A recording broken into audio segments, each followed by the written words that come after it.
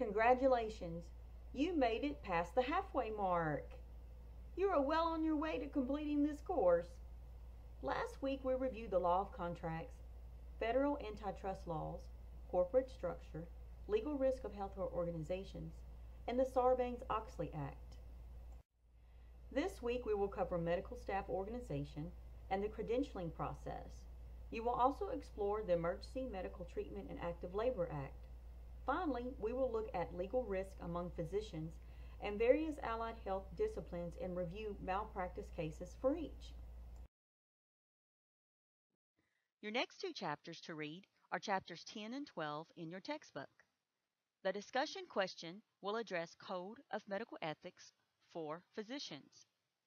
Your assignment this week is geared towards the Emergency Medical Treatment and Active Labor Act.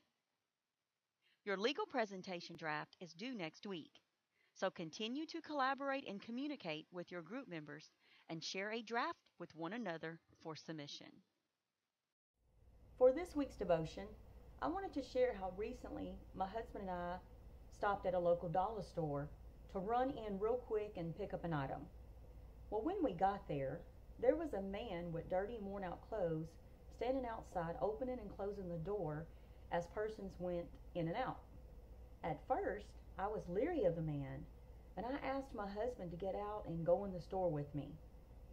The strange man and I locked eyes, and he stared at me. But maybe I was staring at him. After I entered the store, I couldn't stop thinking about the man. We picked up our item and we checked out quickly. When I was paying, I had a thought that, that man didn't even ask me for anything. So maybe I should bless him with a little money in hopes that he'd be able to buy some food.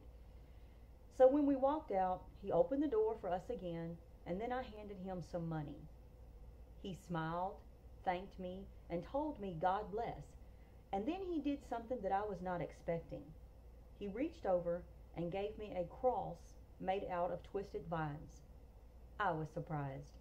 The cross was beautiful. My husband and I had been collecting crosses for our wall of crosses, and this was original. I asked him how he made it, and he replied with wild vines growing near the place where he sleeps in the woods. When I got home, I immediately placed the cross in a spot that I had already had picked out on my wall.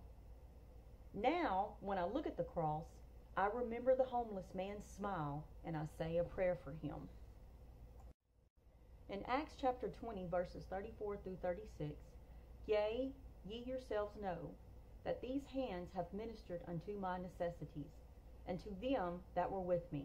I have showed you all things, how that so laboring ye ought to support the weak, and to remember the words of the Lord Jesus, how he said, It is more blessed to give than to receive.